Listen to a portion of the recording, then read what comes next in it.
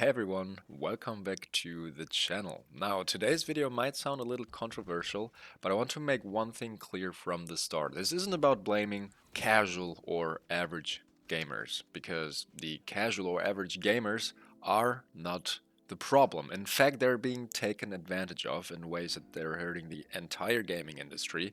And the truth is, gaming companies have turned the casual gaming experience into something that's more about exploiting players for profit than about delivering quality experiences. And the sad thing is, it's working since years because the industry's focus has shifted from making great games to manipulating players into spending more and more money. So let us start with the average gamer, the backbone of gaming communities.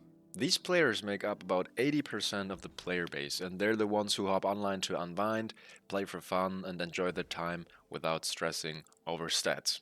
And they're not dropping nukes or chasing insane kill streaks, but they're having fun, and I respect that, right? No judgment here.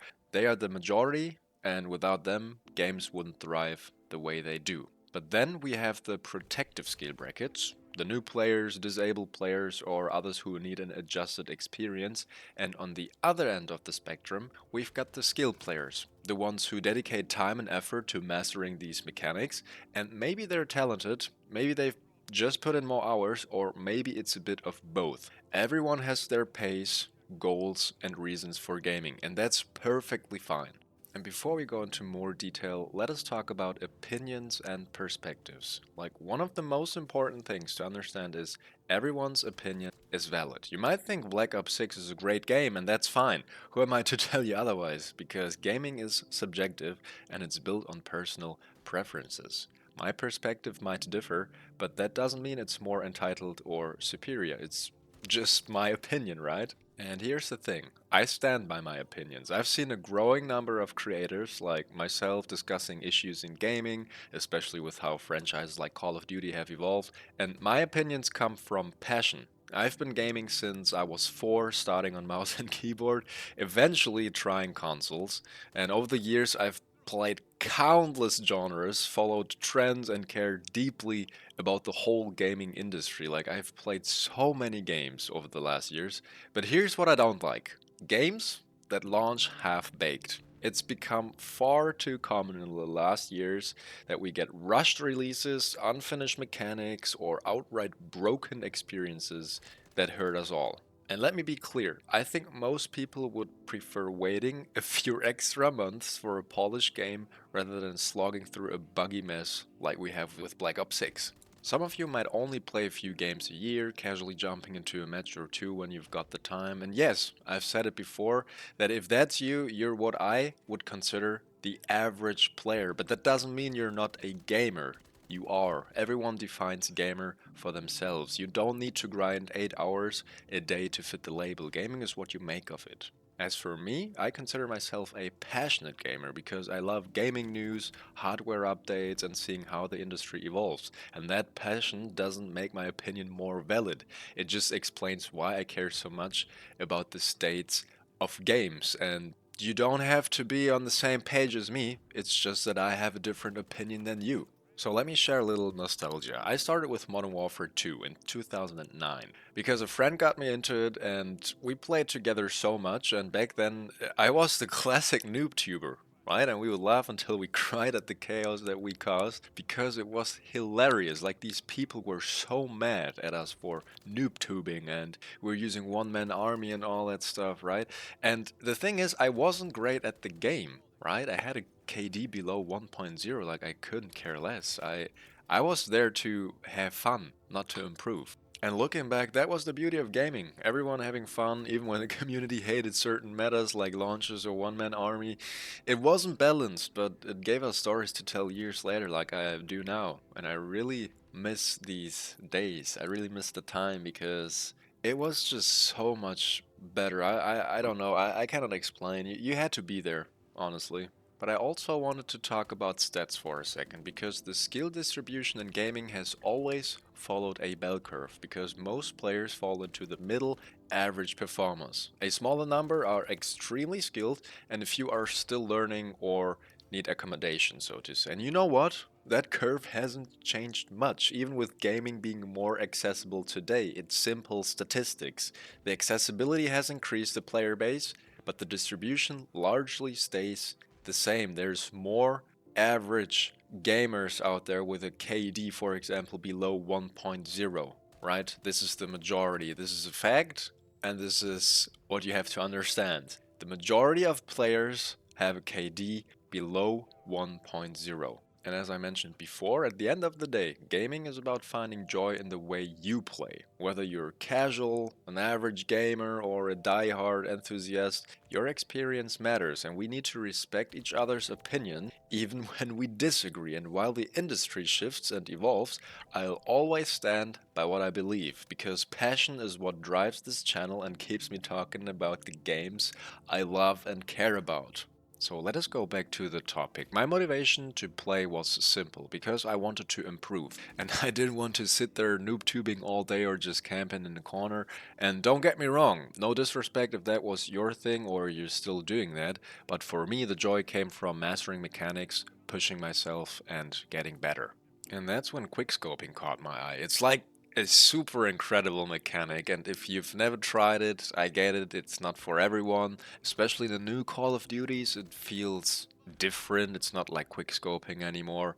But to me, Modern Warfare 2 quickscoping was peak. And sure, COD 4 had its charm, but MW2 was my childhood, and that's probably why it resonates with me so much. Weeks turned into months, and I kept improving. I wasn't just playing for fun, I was playing to challenge myself and to get better. And don't get me wrong, fun is essential, right? Without it, the game loses its magic, and NW2 delivered fun in spades like every single time I was playing this game. I loved the intervention for quickscoping, the UMP 45 silence for stealth, and the SCAR or FAL for versatile gameplay. Like, I loved playing different weapons and having different play styles, because each weapon felt unique and mastering them was so satisfying. If we look at the games now, Black Ops 6 for examples, we only have meta weapons, meta loadouts. Like, you cannot play every single weapon because some weapons are just way too weak. You cannot compete with these weapons.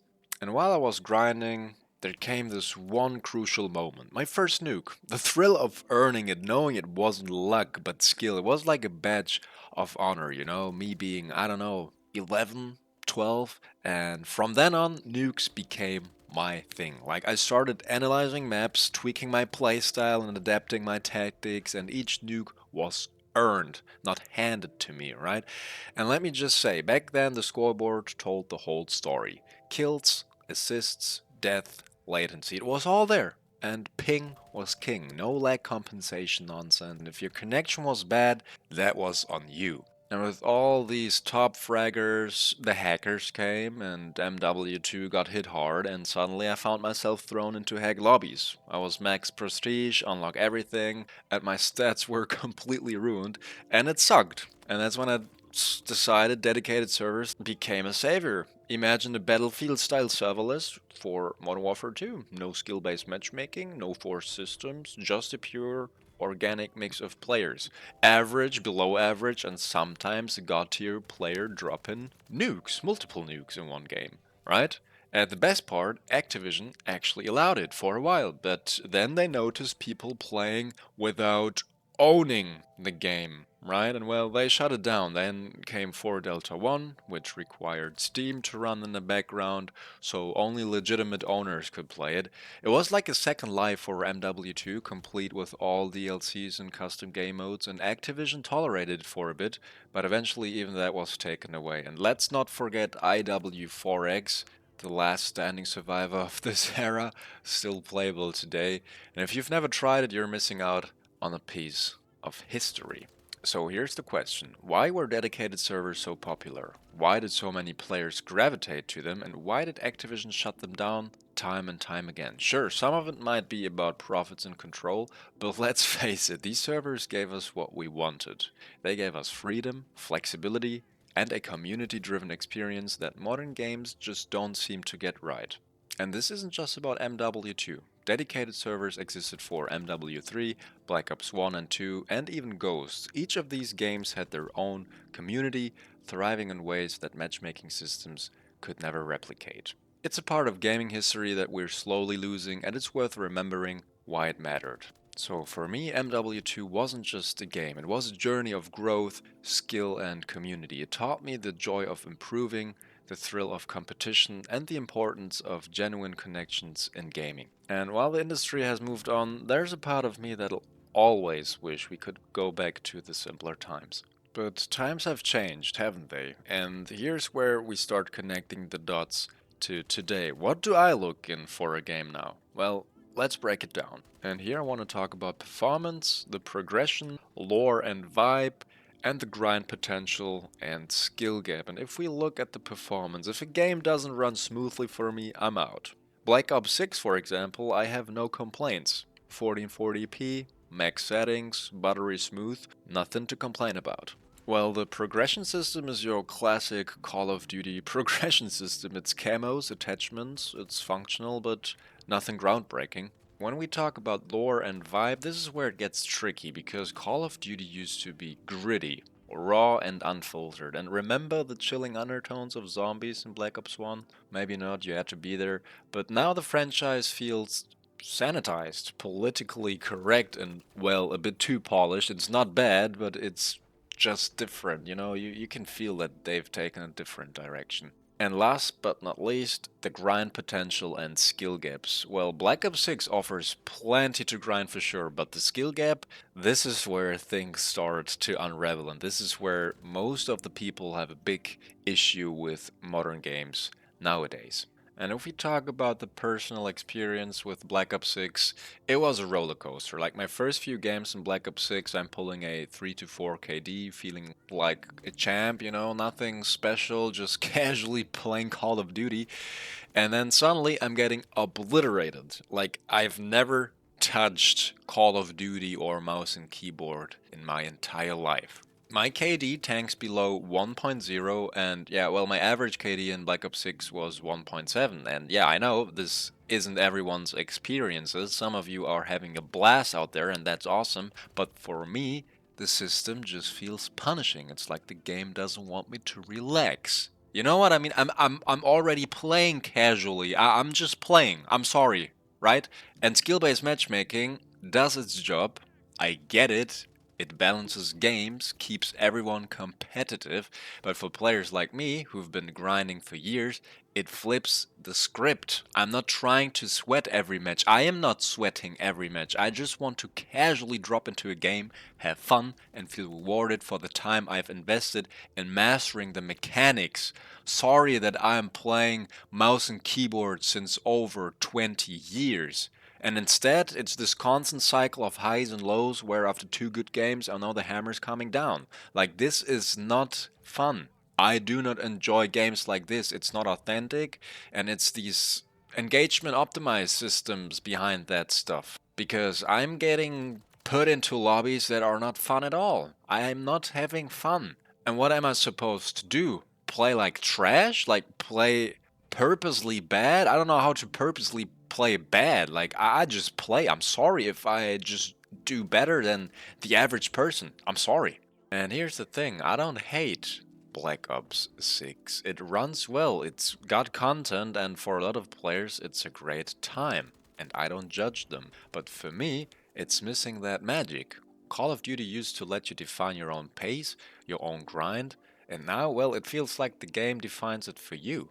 And again, if you're enjoying it, that's amazing. I'm genuinely happy for you. But for me, it's exhausting. Like my prime time is over, and I just want to play COD like I used to, casually, with moments of brilliance without the constant sweat.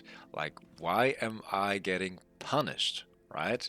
And the question is, where do we go from here? For me, it's about holding on to what made gaming special in the first place. It's freedom, authenticity, and that unexplainable spark that keeps you coming back. I don't know what it is. I mean, this is why I also try Black Ops 6, I would say.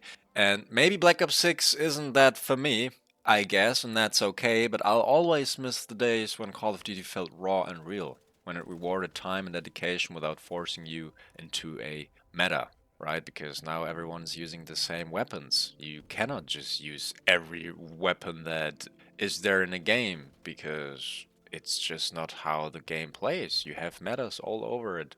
And here's the irony with that whole thing. If you want to have fun in these games, right, you might actually have to play worse than your real skill level is. This is what I'm trying to say. Like, think about it for a second. You need to actively hold back, like a sandbag, just to enjoy the game more consistently. If you've never experienced this, that's great. I know I repeat myself, but seriously, I'm happy for you. But for players like me, and I know that I'm not alone, this system makes the game frustrating and really repetitive. And by saying that, I don't mean that the game has to be frustrating and repetitive for you as well. We all have different experiences depending on which skill bracket you're in. I just wanted to make sure that you know that there's people out there having different experiences. And I've already made a detailed video about skill-based matchmaking and why it feels rigged, breaking it down with real data from Warzone's API, and the data reveals how skill distribution impacts players and why so many high-skilled players feel stuck.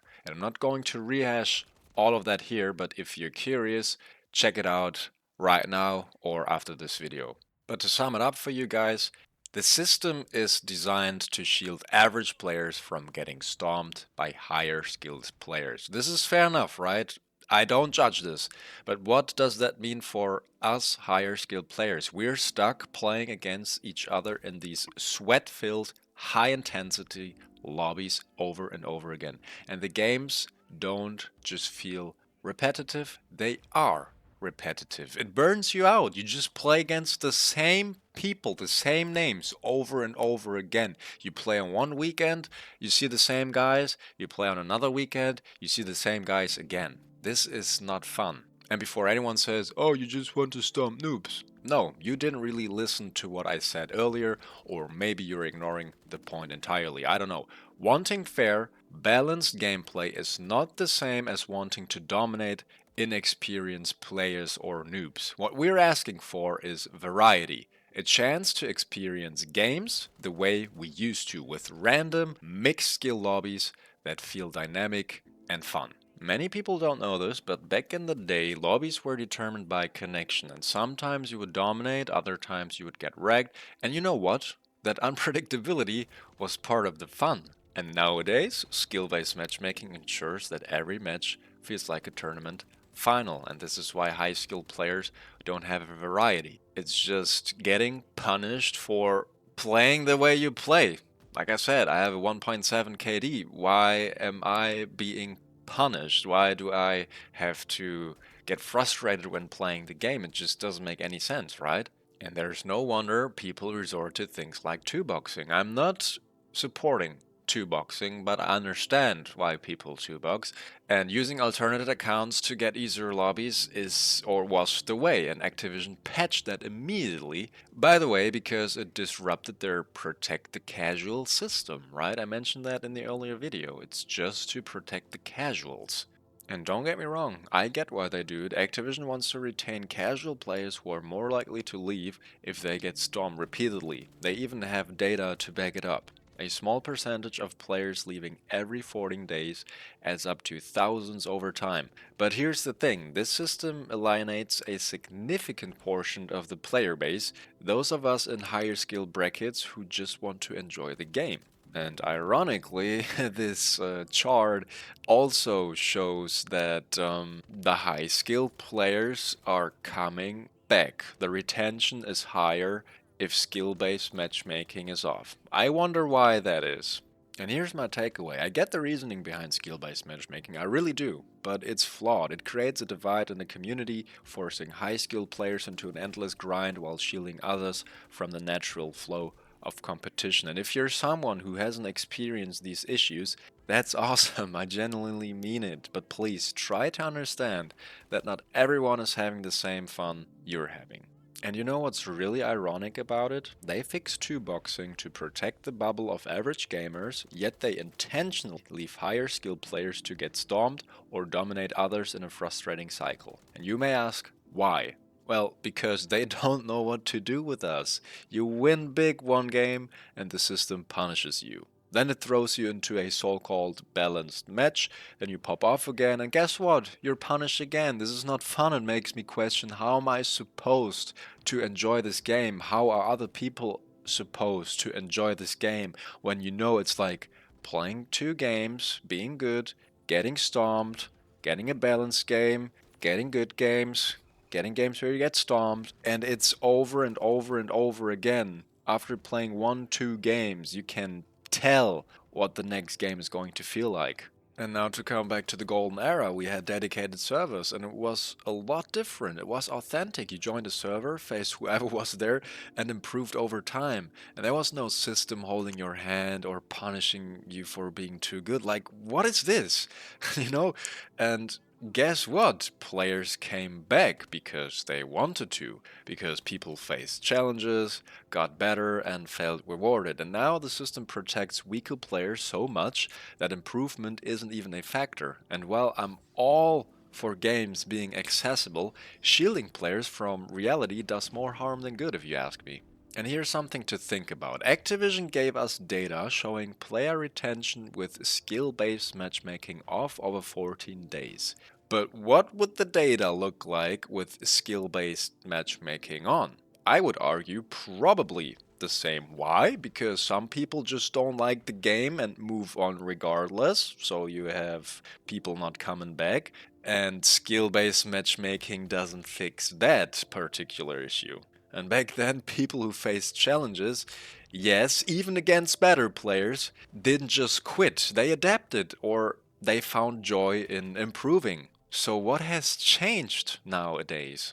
The reality is, some players are just better, and that's fine. It's always been part of gaming, but today the loudest voices are those who don't want to put in the work to improve, and I'll stand by that opinion. And they need a system to give them the illusion of being good. And while I don't judge them, we need to accept that in any competitive environment, there are going to be players who dominate. It's just how it is. Which brings us back to Black Ops 6, the biggest cash grab in gaming history. It's not just about the game being bad, it's about what Activision is doing to the community and the Call of Duty franchise and what they have done since years. Black Ops 6 is a copy-paste product with a political message slapped on for marketing, and it offers a one-time purchase and a subscription model. Why? Because subscriptions drive microtransactions, and that's the real goal.